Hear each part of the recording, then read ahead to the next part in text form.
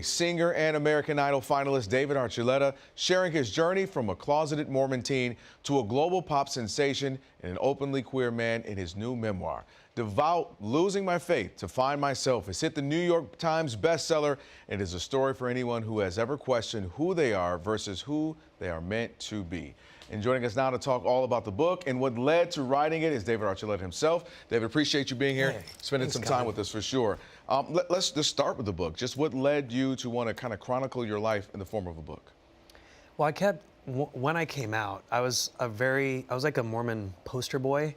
And so like everyone in my community and my religion knew who I was, and were kind of like, in a way, told indirectly to follow me. Like I was the example, and I didn't ask for that, it just happened.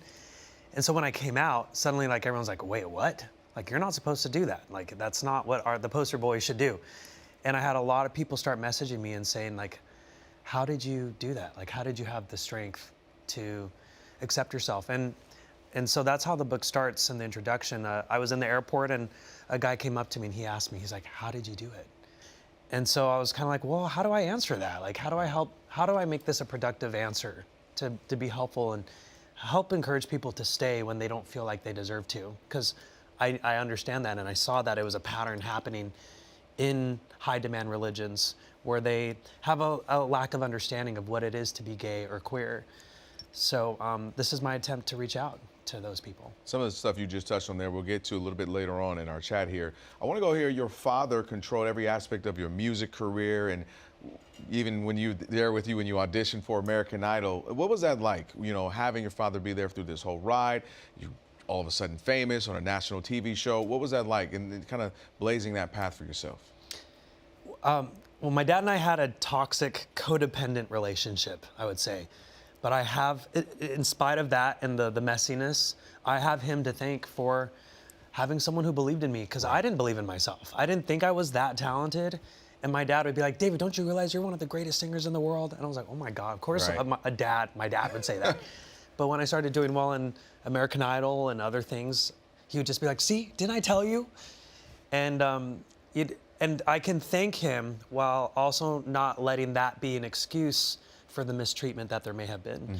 And so that's another thing I discuss in the book. That's interesting, you know, the duality of relationships, right? And kind of drawing the positive, but also acknowledging that there were some difficult times. And a lot of us have gone through that with whatever type of relationship, friendships, you know, parents, what have you. The second part of the title of your book is Losing Your Faith to Find Yourself. Can you elaborate on that for us? Yeah, I would say I was as devout as they got in the Mormon Church, or Latter-day Saints, how they prefer to be called now. But I learned from therapy while I was still in the church about OCD, that I had obsessive compulsive thinking tendencies.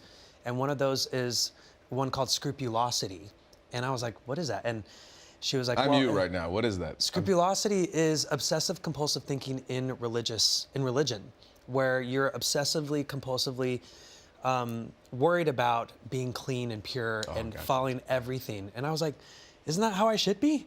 Because she was a Mormon therapist, and she's like, well, there's a difference between wanting to follow God and keeping his commandments and following your faith, and then being obsessively, compulsively thinking about it at an unhealthy level.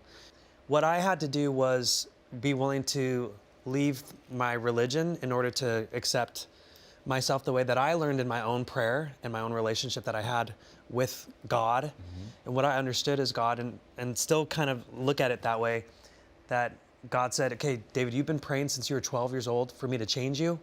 Like I'd be singing, change me, oh God, all the time. And he just said, you need to stop asking me this, because I'm not going to, because there's no reason to. Tell me a little bit more about you saying kind of leaving that. Was it challenging? We hear some folks, and this is for other faiths as well, where you lose maybe relationship with friends and family. It can be hard. Was it difficult for you? Yeah, it was very hard, because it's all I knew. Like all my friends, my community, my whole family, we all grew up there. And so to have to leave, I tried going to church still after I came out, and to kind of show like, hey, like I'm not what you think I am and what we are as queer people, the LGBTQ plus community. But I just kept getting so much pushback, I just got worn out. And I was like, you know what, instead of trying to fight to prove that I deserve to keep living my life, as a queer person, because that's literally the answer I got in my prayers. And I was like, I'm just going to step away. And the church that I grew up in was upset about it, the leaders. And in the book, I actually discussed some of the deep conversations I had with one of the world church leaders of the Church of Jesus Christ of Latter-day Saints.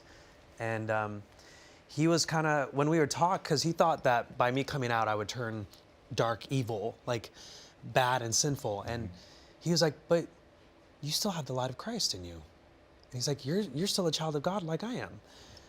I was like, did you think that because I would start dating men that I would not be a child of God anymore? And that's kind of the point that I was trying to help him understand, and just anyone else who maybe could use a shift in perspective. Some great words there. Devout, Losing My Faith to Find Myself is available online and at bookstores now. David, I appreciate your time. Thank now, you, I mean, we're out of time, but you could sing us to break here if you had something you would. Because they don't know while we're sitting here. You've been singing, right before we got on. Anything you my goodness. Anything. I don't care if it's ABCs. Do you ever think when you're all alone, although it could be where this thing could go? Am I crazy or falling in love? Is it really just another crush? Don't see. That's what I'm saying. Give it up for him, guys. Thank you. Thanks, Kevin. In my mind, I sound like that in the shower. Hey, not quite the same. Come on. All right, good Kevin. stuff. David, I appreciate it. Now, that's what you got to do. We got a lot more on the other side. So take one of these, throw it at the camera. It's the way I end it. So just do it. Yeah, right. Oh!